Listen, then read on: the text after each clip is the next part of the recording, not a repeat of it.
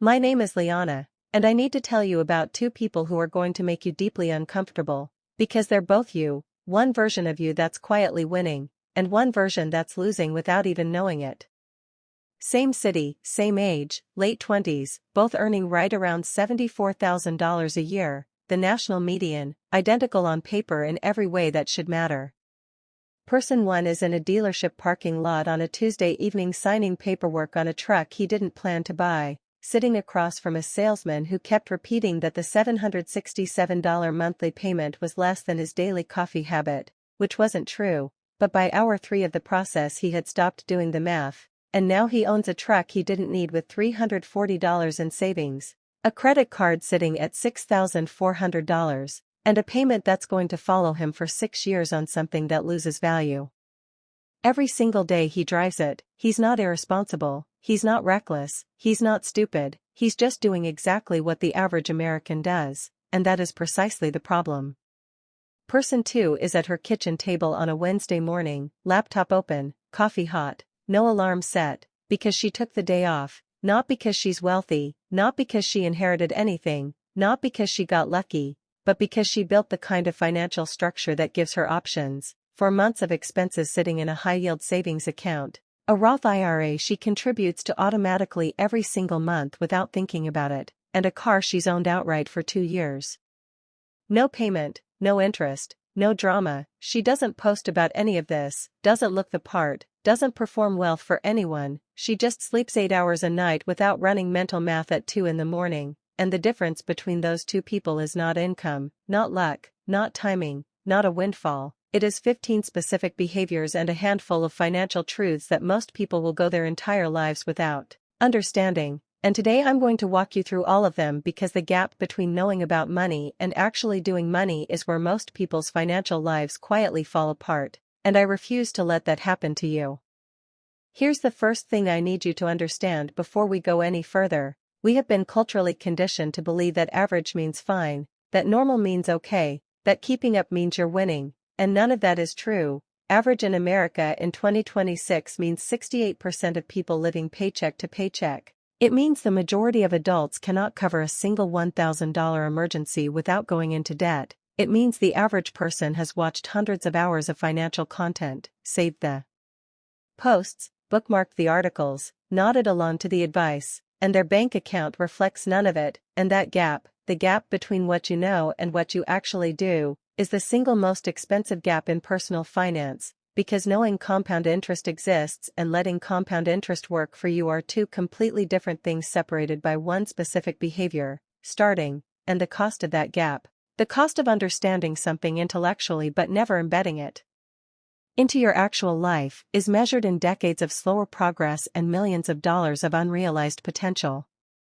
Let me give you the first truth that changes everything. And it's so simple it sounds obvious until you actually do the math, and then it changes how you see every single purchase for the rest of your life. You need to know your true hourly rate.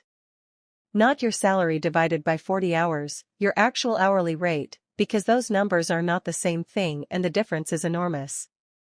If you earn $60,000 a year and work 40 hours a week, it looks like you make $30 an hour, but that calculation ignores reality completely. Add your commute, 40 minutes daily round trip, add the time getting ready for work, add the unpaid lunch hour you spend at your desk, and that 40-hour week becomes closer to 50 hours of your actual life dedicated to your job. Now factor in taxes, because that $60,000 gross becomes roughly $47,000 take home depending on your state. Divide $47,000 by 2,500 actual work-related hours annually and your true hourly rate drops to under $19. And this number changes everything, because that $200 dinner is not $200, it is more than 10 hours of your life, and that $40,000 truck is not $40,000, it is over 2,000 hours. Essentially an entire year of your working life traded for transportation, and once that mental filter activates it never turns off. Every purchase becomes a conversion. Is this thing worth this many hours of my life? And sometimes the answer is yes, and sometimes the answer becomes obviously no, and that automatic filter, applied consistently across thousands of future decisions, builds wealth in a way that no single piece of financial advice ever can. The second truth is that willpower is a terrible financial strategy and automation is the only reliable one.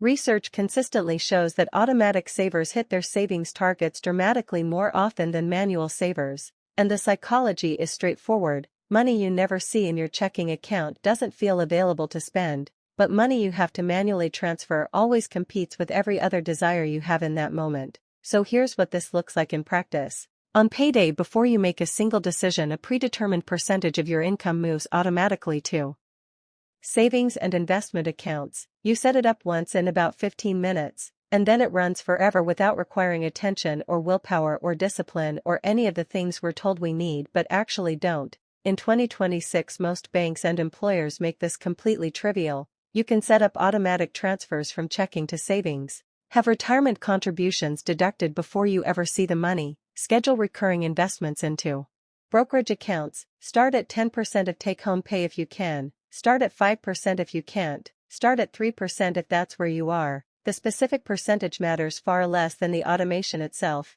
because once you automate, your spending naturally adjusts to what remains. You don't feel deprived because you never had access to that money in the first place. The friction and the guilt and the decision fatigue all disappear, and the system runs whether you're having a motivated week or an exhausted one, which is exactly why it works when motivation-based approaches always eventually fail.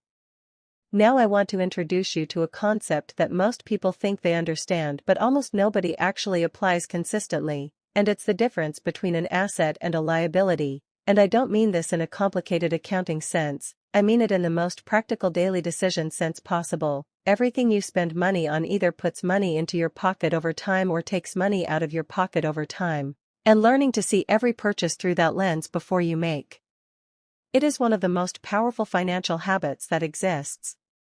A car is a liability. Every month it costs you insurance, fuel, maintenance, and depreciation. It bleeds money continuously and gets less valuable every day. A rental property that generates income exceeding its costs is an asset. A designer item sitting in your closet is a liability. A skill you pay to develop and then use to earn more income is an asset. And this isn't about never buying liabilities. You need some to live. It's about asking one question before any significant purchase.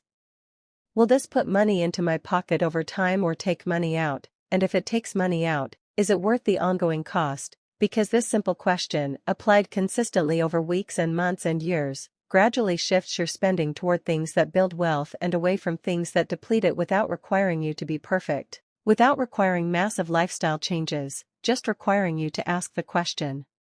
Here's a financial truth that's going to make a meaningful portion of this audience genuinely uncomfortable, and I'm going to share it because you deserve to know what the numbers actually say. 68% of Americans live paycheck to paycheck as of 2025, and the counterintuitive version of that statistic is the one I really need you to hear.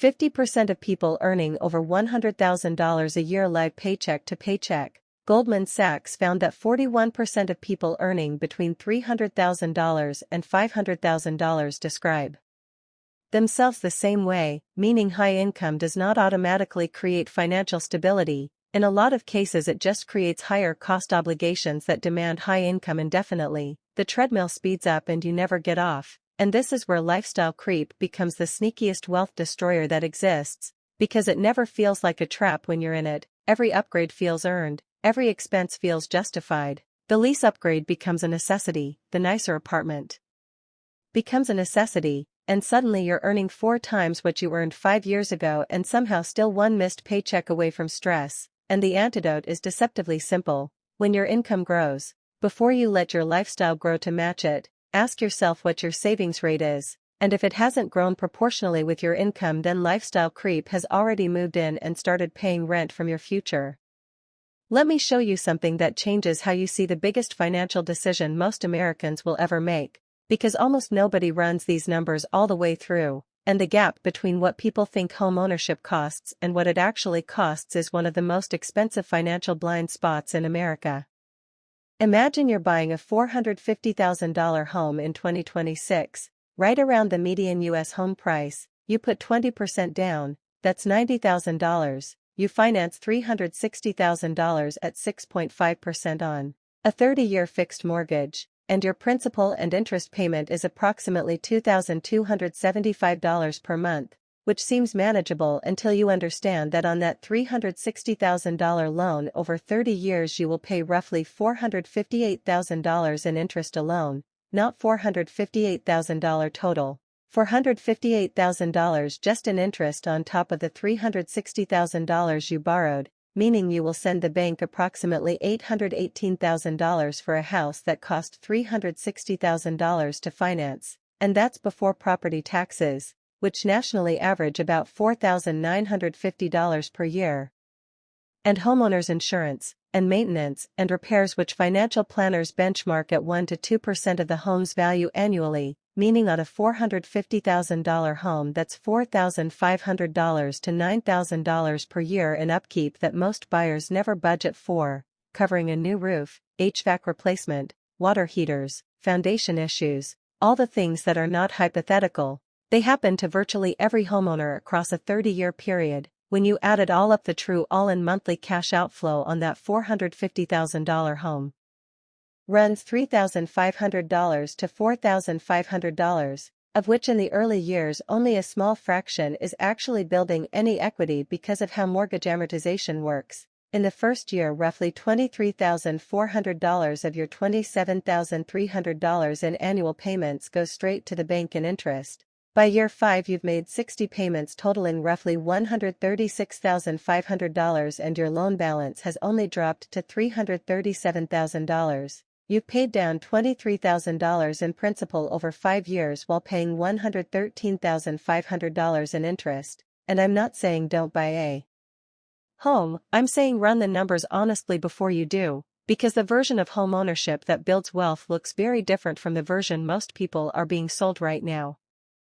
And here's where the opportunity cost becomes genuinely startling, that $90,000 down payment locked in an illiquid asset. What would happen to it invested in a broad low-cost index fund tracking the S&P 500? Over the last 30 years the S&P 500 has returned an average of approximately 10.7% annually in nominal terms. At 10% annualized, that $90,000 grows to approximately $1,570,000 over 30 years. And your $450,000 home appreciated at the long-run historical average calculated by Yale economist Robert Shiller at about 1.1% real inflation-adjusted return per year. Your home is worth roughly $615,000 in real terms after 3 decades. And I know the objection, you can't live in a stock portfolio, but the relevant comparison was never buy a home versus invest and live for free. The relevant comparison is buy versus rent a comparable place and invest the difference, and when researchers at Florida Atlantic University ran that comparison rigorously using real numbers across markets and time periods, the results were far more mixed than the cultural narrative suggests, with renting and investing producing superior financial outcomes in many markets and many time periods, which doesn't mean don't buy. It means make that decision with honest math rather than cultural momentum. Now I want to give you something that most financial videos completely skip, and it's one of the most valuable pieces of retirement intelligence I've ever encountered. The month you retire can cost you more than $60,000, not over your lifetime, not spread across decades, in the first 12 months after your last paycheck, and almost nobody thinks about this. Every year on December 31st the IRS essentially takes a photograph of your financial life. Everything between January 1st and December 31st is in that photograph: your wages, your pension starting date, your first Social Security deposits, your IRA withdrawals, any lump sum PTO payout from your employer, every dollar. And the month you retire determines exactly what ends up in that picture. Retire in December and the photograph is packed wall to wall. Retire in January and it is mostly empty space you get to fill deliberately with income you designed rather than income that happened to you. Here's what this means in practice. Take a married couple in steady-state retirement with combined Social Security of $36,000 per year, a pension of $24,000, and IRA withdrawals of $30,000, total gross income $90,000, taxable income after standard deduction around $60,000. They're in the 12% bracket, everything is working as designed. Now run that same couple through their retirement year. They retired in October, one spouse worked 10 months, that's roughly $67,000 in additional wages added to everything else, their retirement year. photograph now contains $157,000 of gross income, after the standard deduction taxable income is around $127,000. They are firmly in the 22% bracket, and the federal taxes owed that year are more than double the prior year. We're talking about a tax bill $15,000 to $20,000 higher for doing nothing wrong, making not a single financial mistake, for retiring in October instead of February. And then on top of the bracket collision there's the Medicare IRMAA surcharge, when you enroll in Medicare. Your premium is not a flat rate, it's based on your income from 2 years ago, meaning the crowded photograph you created in your retirement year is the same photograph that sets your Medicare premium 2 years later, and at the highest IRMAA tier the surcharge runs approximately $594 per person per month above the standard premium, over $14,000 a year extra for a couple, for income from a single photograph taken in a year that is already history, and then the Roth conversion window, which is the most devastating of all because it doesn't arrive as a bill, it arrives as an absence, a strategy never deployed. Because if you retire in October you're in the 22% bracket in year 1 and converting to Roth costs you 83% more in taxes than if you had retired in January, with the cleaner photograph giving you nearly $27,000 of conversion space at the 12% rate. And the combined 10-year cumulative difference between an October retirement and a January retirement for the same person with the same salary and the same retirement plan is $40,000 to $55,000, same investments, same income, same everything, one photograph, different month, and the decision was usually made based on project deadlines and what HR found convenient, not on $55,000 worth of financial analysis. What all of this connects to is the central truth I want you to carry from this video. Financial literacy is not information stored in your head, it is behavior embedded in your life. It is not what you understand about money, it is what you actually do with money consistently over time, and the good news is that the gap between knowing and doing doesn't require massive lifestyle changes. It requires specific small behaviors that take minutes per week but compound into genuine financial transformation over months and years.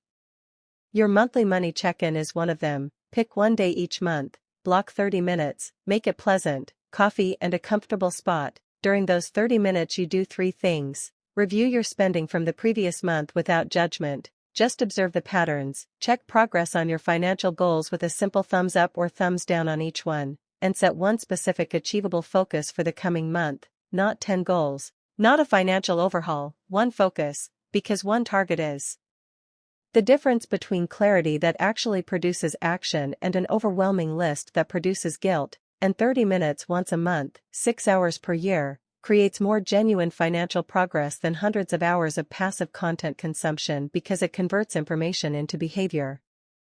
Tracking your net worth quarterly is another. Your net worth is everything you own minus everything you owe, and tracking this number gives you something that monthly budgeting cannot: a view of your overall trajectory, an answer to the most important financial question: am I building wealth or depleting it? And you do this quarterly rather than monthly because short-term market fluctuations create noise that obscures the signal, and watching that number increase quarter over quarter provides a kind of motivation that abstract financial advice never can. Because you're not following rules, you're seeing real results that belong to you. Investing in yourself with a deliberate regular budget is another. The average American will earn $2 to $3 million over their working lifetime. And if you can increase your earning potential by just 10% through skill development, that's an extra $200,000 to $300,000 over your career, and no market investment offers that kind of reliable personal return. Set a learning budget even if it's $50 a month, spend it on skills that increase your market value, and track what you learn and how you apply it, because your skills are the only asset that cannot be taken from you by a market crash or a business failure or an economic shift. Starting to invest early with whatever you have right now is the one that most people postpone until conditions are perfect, and conditions are never perfect. Here's the math that makes this viscerally real. Person 1 starts investing at 22, puts in $10,000 per year for just 10 years, then stops completely. Person 2 waits until 32, then invests $10,000 per year for 30 years until retirement. Person 1 invested $100,000 total. Person 2 invested $300,000 total, at retirement assuming 7% annual returns. Person 1 has more money, The person who invested less, stopped earlier, and simply started a decade sooner ends up wealthier. That is compound growth working over time. The years matter more than the dollars, and every month of delay is compound growth you are permanently giving up and cannot get back. Talking about money with people you trust breaks the isolation that keeps most people stuck. Over 60% of Americans don't discuss money with friends or family, and the research is clear that people who have candid money conversations are significantly more likely to. That compounds silently over time. A person saving 15% of $60,000 is in a better long-term position than a person saving 2% of $100,000. A person with a paid-off $15,000 car and a funded emergency account is more financially resilient than someone with a $65,000 leased vehicle and $400 in savings. Those numbers sound backwards and the math is not. Real wealth is waking up every morning and deciding how to spend your time. It's having enough that you never have to do things you hate. It's freedom and security and options, and none of that requires anyone else knowing about it. In fact, all of it is easier to maintain when nobody does. The loudest people in any room rarely have the most. The quiet ones are the ones actually building something, and the quiet ones are the ones who keep what they build. So start with one behavior this week, automate one transfer, run your true hourly rate calculation, do your first monthly check-in, open an investment account if you don't have one. Let that one behavior compound the way money compounds, and a year from now you will look back and realize the tiny changes you made today created the transformation you have been waiting for. Because the gap between knowing and doing is smaller than you think, it starts with one decision right now. And I will see you in the next one on Liana Invests.